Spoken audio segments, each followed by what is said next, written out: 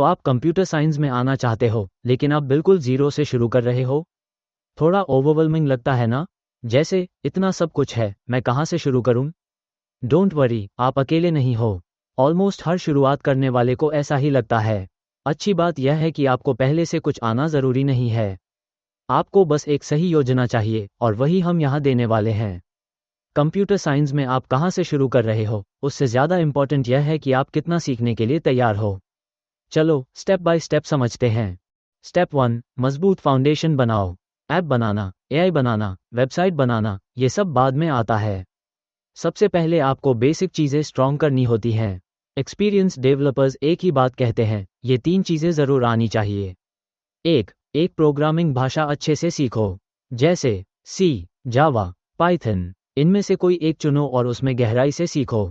2, data structure सीखो, जैसे अरे, लिंक्ड लिस्ट, स्टैक, क्यू। ये आपके कोड के बिल्डिंग ब्लॉक्स होते हैं। 3, एल्गोरिदम सीखो। एल्गोरिदम मतलब प्रॉब्लम सॉल्व करने के तरीके। और सबसे इम्पॉर्टेंट बात, सिर्फ वीडियो देखना और किताब पढ़ना काफ़ी नहीं होता।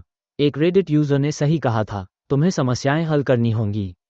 जितनी ज़्यादा प्रॉब्लम्स, जितने ज़्यादा बग ठीक करोगे, उतना ही स्ट्रॉन्ग प्रोग्रामर बनोगे।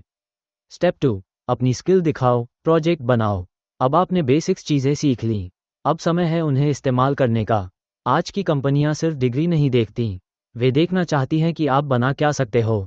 इसलिए आपको फेसबुक जैसा कुछ नहीं बनाना, सिंपल प्रोजेक्ट्स भी काफ़ी होते हैं।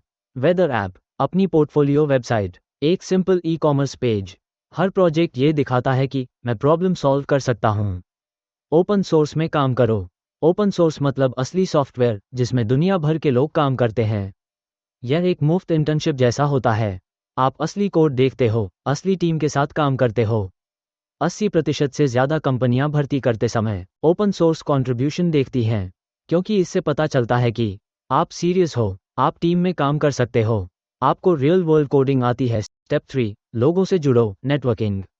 कोई भी इंसान अकेले सफल नहीं होता। नेटवर्किंग सुनकर इंट्रोवर्ट्स लोगों को डर लगता है, लेकिन इसका मतलब पार्टी में जाकर सबसे बात करना नहीं होता। इंट्रोवर्ट्स लोगों की ताकत होती है। ध्यान से सुनना, डीप कॉन्वर्सेशन करना। आपको 20 लोगों से बात नहीं करनी, सिर्फ 2 सही लोग काफ़ी होते हैं। बहुत सी नौकरियां कभी ऑनलाइन डाली ही नहीं जाती, वे सिफारिशों से भर जाती हैं। मेंटर कैसे मिले? आपको किसी के पास जाकर यह नहीं कहना कि क्या आप मेरे मेंटर बनेंगे। आप ये कर सकते हो, डिस्कॉर्ड, स्लैक कम्युनिटीज ज्वाइन करो, गिटहब पे एक्टिव रहो, अच्छे प्रोजेक्ट बनाओ। जब आप अच्छा काम करते हो, लोग खुद आपको गाइड देना चाहते हैं। करियर प्लानिंग, इंटर्नशिप अगर नौकरी चाहिए, रिसर्च अगर आगे पढ़ाई या R&D चाहिए, दोनों यूज़फुल होते हैं, बस गोल पे डिपेंड करता है। फ्यूचर में क्या सीखना चाहिए? आने वाले समय में ये फील्ड्स बहुत डिमांड में होंगे। आर्टिफिशियल इंटेलिजेंस और machine learning, cloud computing, DevOps, cyber security. लेकिन याद रखो, टेक्नोलॉजी बदलती रहेगी, जो कभी पुरानी नहीं होती वह है सोचने की शक्ति, लॉजिक, क्रिएटिविटी। सबसे ज़रूरी चीज़, पोर्टफोलियो। आपका पोर्टफोलियो सब कुछ होता है, वही दिखाता है आपने क्या सीखा, आपने क्या बनाया, आप कितना आगे बढ़े। यही आपकी असली डिग्री होती है। तो अब बताओ, आपका पहला स्टेप क्या होगा? हेलो वर्ल्ड लिखना या पहला project banana? Thank you and all the best.